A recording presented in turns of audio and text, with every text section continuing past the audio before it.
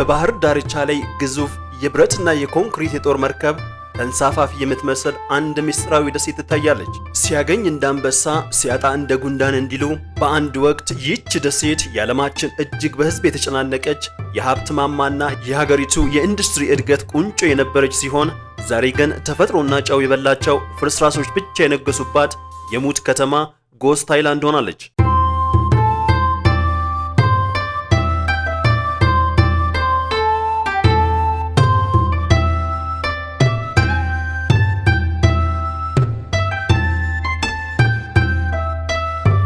በሳይንስ ልቦለድ ፊልሞች ላይ የምናያትን ያህል በዘመናዊ ሮቦቶችና በደመቁ መብራቶች በሰማይ ጠቀስ ህንፃዎቿ ያሸበረቀች የቴክኖሎጂ ቁንጮ ናት። በአንጻሩ ደግሞ ከነዚህ ዘመናዊ የቢሮ ህንፃዎች ስር የቆዩ ጥንታዊ የሺንቶና የቡዲዝም መቅደሶች፣ የሳሙራይ ታሪኮችና ረጭ ያሉ የዜን የአትክልት ስፍራዎች ተስማምተው የሚኖርባት ድንቅ የንጽጽር ምድር ናት። ስልጣኔ ከባህል ጋር ሲታረቅ ያምራል እንደሚባለው በዚች ሀገር ዕለታዊ ህይወት ውስጥ ለሰከንድ እንኳን የማይዘገዩ እጅግ ፈጣን ባቡሮች ያሉባት፣ በአንጻሩ ደግሞ የሰው ልጅ መከባበር፣ ታላቅ ትህትና፣ ለስራቸው ያላቸው ታማኝነትና የጋራ አንድነት እንደ ጥንታዊ ባህል እንደጸና ነው።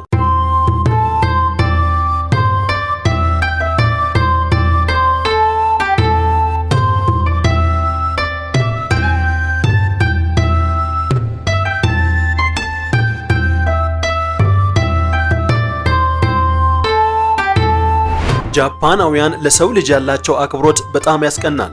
ሰዎችን በሚያገኙበት ጊዜ ከተራ ዜጋ እስከ የሀገሪቱ ጠቅላይ ሚኒስትር ጎንበስ በሚል ነው አክብሮታቸውን የሚገልጹት። ይህንን የሚያደርጉትም የይስሙላ ወይም ሰውን ለማስደሰት ሳይሆን ማንም በማያቸው ጊዜ ስልክ እንኳን ሲያነጋግሩ ከወገባቸው በማጎንበስ ነው። ይህም ጃፓናውያን ምንም ያህል ቢሰለጥኑ የማይደራደሩበት የሚኮሩበትን ባህላቸው ነው። ጃፓናውያን የሚታወቁት የሰውን ልጅ ያለመድሎ በማክበር ብቻ አይደለም።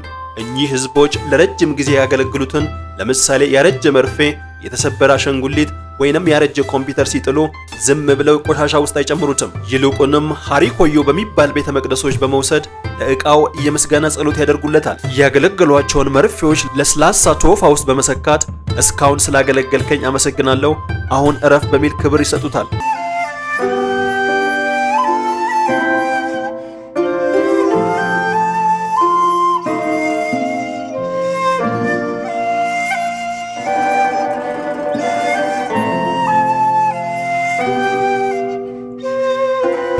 በጃፓን በህዝብ ማጓጓዣ ውስጥ ስልክ ማናገር ፍጹም የተከለከለ ነው። በፈጣን ባቡሮች ውስጥ ተሳፋሪ ስልካቸውን በጸጥታ ሙድ ላይ ማድረግ ግዴታ ነው። ስልክ ቢደወልሎት እንኳን ጥሪውን አንስተው በሹክሹክታ አሁን ባቡር ውስጥ ነኝ በኋላ ደውላለሁ ብለው ወዲያውኑ መዝጋት አለቦት። ይህንን አለማድረግ ግን ከባድ የጨዋነት ጉድለት ተደርጎ ስለሚታይ ባቡሮች ሙሉ በሙሉ በጸጥታ የተዋጡ ናቸው።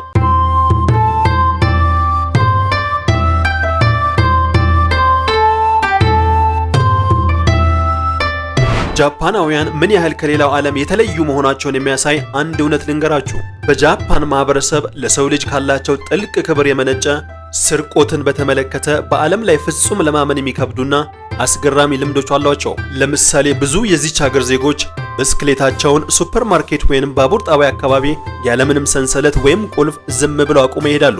ከምንም በላይ የሚገርመው የጃፓን ሰው አልባ ሱቆች ናቸው። እዚህ ሀገር ገበሬዎች ትኩስ አትክልትና ፍራፍሬዎችን መንገድ ዳር ላይ ባሉ ትናንሽ ዳሶች ላይ ያኖራሉ።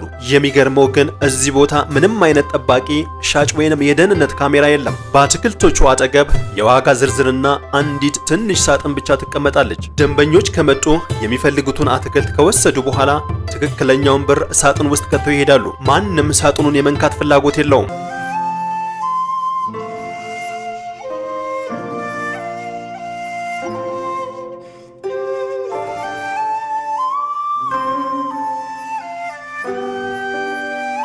ላለፉት በርካታ 10 ዓመታት ከአሜሪካ በመቀጠል ጃፓን የዓለማችን ግዙፍ ኢኮኖሚ ነበረች። በኋላም በቻይና ተቀደመች። በቅርቡ ደግሞ ጀርመን ሶስተኛነትን ደረጃ ስትይዝ ጃፓን ወደ አራተኛ ተንሸራታለች። በዚህም ጊዜ የጃፓን ዋና ፈተናዋ የኢኮኖሚ እድገቷ እጅግ ዝቅተኛ መሆኑ ነው። ለአብነትም በዚህ ዓመት የጃፓን እድገቷ 0.72% ብቻ ነው። በአንጻሩ እንደ ህንድ ያሉ በማደግ ላይ ያሉ ሀገራቶች ከ6% በላይ እድገት እየተመዘገበባቸው በመሆኑ በቅርብ ዓመታት ውስጥ ጃፓንን ሊቀድሟት እንደሚችሉ የዓለም የገንዘብ ድርጅት IMF ገምቷል። የሰነበተ ዝሆን ከእንቁራሪት ያንሳል የሚለው ምሳሌያዊ አባባል ለጃፓን ወቅታዊ ሁኔታ ፍጹም ማሳያ ነው። ምንም እንኳን የጃፓን እድገቷ ቢቀዘቅዝም ጃፓን በከፍተኛ ቴክኖሎጂ፣ በአውቶሞቢል ልክ እንደ ቶዮታ፣ ሆንዳ እና በኤሌክትሮኒክ ማሽነሪዎች እስካሁን ዓለምን በበላይነት የምትመራ ሀገር ናት። በዚህ ዘርፍም በዓመት ከ738 ቢሊዮን ዶላር በላይ ዋጋ ያላቸውን ዕቃዎች ለዓለም ገበያ በተለይ ለአሜሪካና ለቻይና ትልካለች።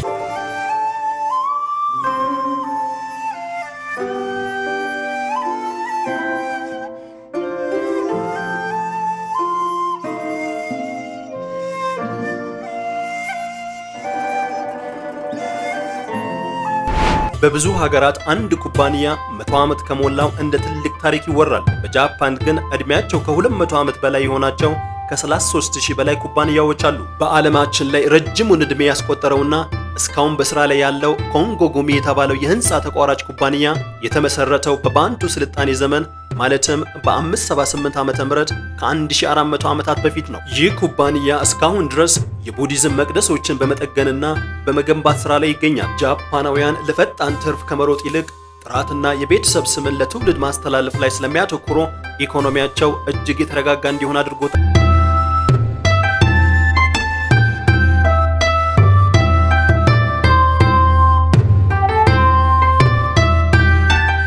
ሌላው ሰዎች በጃፓን ኢኮኖሚ የሚገረሙበት የአዋቂ ሰዎችን በጉዲፈቻ የማደጎ ልጅ የማሳደግ ቢዝነስ ነው። በዚች በጉድ ሀገር ህጋዊ የማደጎ ልጅ ከሆኑት ሰዎች መካከል 98% የሚሆኑት ህፃናት ሳይሆኑ እድሜያቸው ከ20 እስከ 30 የሆኑ ሙሉ አዋቂ ወንዶች ናቸው። የዚህም ምክንያት ንጹህ የኢኮኖሚ ጉዳይ ነው። አንድ ትልቅ የጃፓን የቤተሰብ ኩባንያ ልክ እንደ ቶዮታ ወይንም ሱዙኪ ካሉ ግዙፍ ተቋማት ጀምሮ እስከ ትናንሽ ባህላዊ ሆቴሎች ባለቤቱ ስራውን የሚረከብለት ብልህ ወንድ ልጅ ከሌለው የኩባንያው ስም እንዳይጠፋ ሲል አንድ ጎበዝ ስራ አስኪያጅ ወይንም የቢዝነስ ባለሙያ ይመርጥና ህጋዊ የማደጎ ልጅ አድርጎ ስሙን ያስቀይራል። በዚህም የኩባንያው ሀብትና ስልጣን ሳይበተን ለትውልድ ይቀጥላል።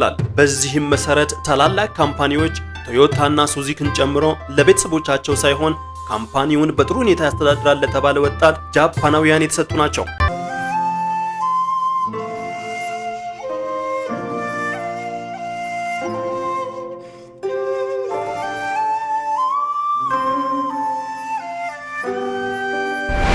ገና የ6 ዓመት ህፃን ሆነው በቡድን እየሆኑ በባቡር ረጅም መንገድና በከተማው መሃል ብቻቸውን ወደ ትምህርት ቤት ይጓዛሉ። በዚህ ዕድሜ ክልል ያሉ ተማሪዎች ቢጫ ኮፍያና የደህንነት ኮፍያ ታጥቀው ልክ እንደ ትናንሽ ወታደሮች በመንገድ ላይ ሲጓዙ ከተመለከታችሁ ሀገሪቱ ጃፓን ናት ማለት ነው። በጃፓን ሀገር ተማሪዎች ከአንደኛ እስከ 4ኛ ክፍል ፈተና የሚባል ነገር አይሰጣቸውም። ለምን ብለው ጥያቄ ቢያነሱ ዜጎቿ ለነዚህ ልጆች ከዚህ የበለጠ አስፈላጊ ነገር አለ ብለው ይመልሱላቸዋል። እሱም ባህሪ ነው። የጃፓን ማህበረሰብ የህፃናትን ስነ ምግባር የሚቀርጸው ገና በለጋ ዕድሜያቸው ኃላፊነትን፣ ራስን መቻልና ለሌሎች ማሰብን በተግባር በማስተማር ነው። ከአንደኛ እስከ 4ኛ ክፍል ያሉ ተማሪዎች በየቀኑ ከሰዓት በኋላ ሶጂ በሚባለው የጽዳት ሰዓት የራሳቸውን ክፍል፣ ኮሪደሮችንና የትምህርት ቤቱን መጸዳጃ ቤቶችን በራሳቸው እጅ በጨርቅ ያጸዳሉ። የ4ኛ ክፍል ተማሪዎች የ1ኛ ክፍል ተማሪዎችን እየመሩ ሽንት ቤት ሲያሳጥቡና ሲያስወለውሉ ማየት በጃፓን የዕለት ተዕለት ተግባር ነው።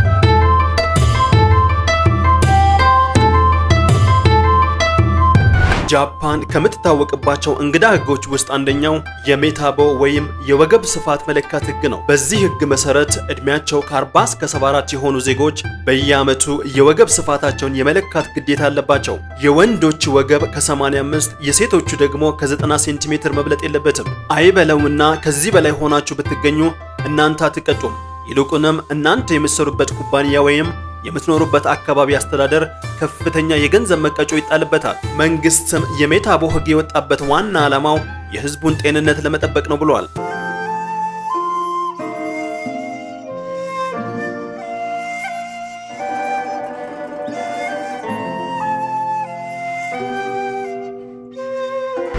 ከዚህ ሰማይ ጠቀስ የኮንክሪት ላቦራቶሪ በስተጀርባ ሌላ እጅግ የሚዘገንን የታሪክ ጠባሳ ተደብቋል። በሁለተኛው የዓለም ጦርነት ወቅት በሺዎች የሚቆጠሩ የኮሪያና የቻይና የጦር እስረኞች ያለበቂ አየርና ምግብ በከፍተኛ ሙቀት ውስጥ በባህርነትና በግዳጅ ሥራ እየተሰቃዩ የድንጋይ ከሰል እንዲያወጡ የተገደዱበት እውነተኛ የሰው ልጅ እንባ ደሴት ነበረች። የእነዚህ ምስኪን ነፍሳት ዋሽንት የመሰለ የጩኸት ድምፅ ዛሬም ድረስ የደሴቱ ዝገት በበላቸው የብረት አጽሞች መካከል የሚያስተጋባ ይመስላል። በሌላ በኩል የሃሺማ ደሴት እውነተኛ የሰው ልጅ የታሪክ መጋዘን ናት። ያኔ በ1960ዎቹ የዓለማችን እጅግ በህዝብ የተጨናነቀች ስፍራ በነበረችበት ወቅት በዛች ጠባብ የኮንክሪት ምድር ላይ ይኖሩ የነበሩ ሰዎች ህይወት ዛሬ ላይ ሲሰማ እጅግ አስቂኝና ለማመን የሚከብዱ እንግዳ ነገሮች የተሞላ ነበር። ለምሳሌ በሃሺማ ደሴት ላይ ህንፃዎቹ እርስ በርሳቸው በጣም የተጠጋጉ በመሆናቸው ለሰዎች መገናኛ የሚሆን ሰፊ መሬት አልነበራትም። በህንፃዎቹ ጣሪያ ላይም የልብስ ማድረቂያ ገመዶች ተሰቅለው ነበር። እያንዳንዱ የቤት እመቤት ልብስ ለማድረቅ እዚያ ጣሪያ ላይ ሲወጣ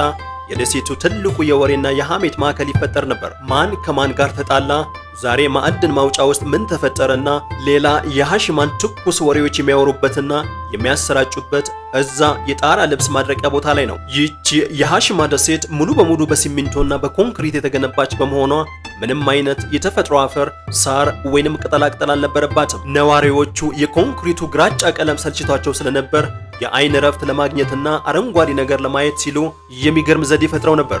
እያንዳንዱ ቤት ውስጥ ትናንሽ ኩባያዎች ላይ ውሃ በመሙላት አረንጓዴውን ሽንኩርት ያበቅሉ ነበር። በዚህም በዚህ ደሴት ላይ ብቸኛው ተፈጥሯዊ የቤት ውስጥ ማስጌጫ ሽንኩርት ቅጠል ብቻ ነበር።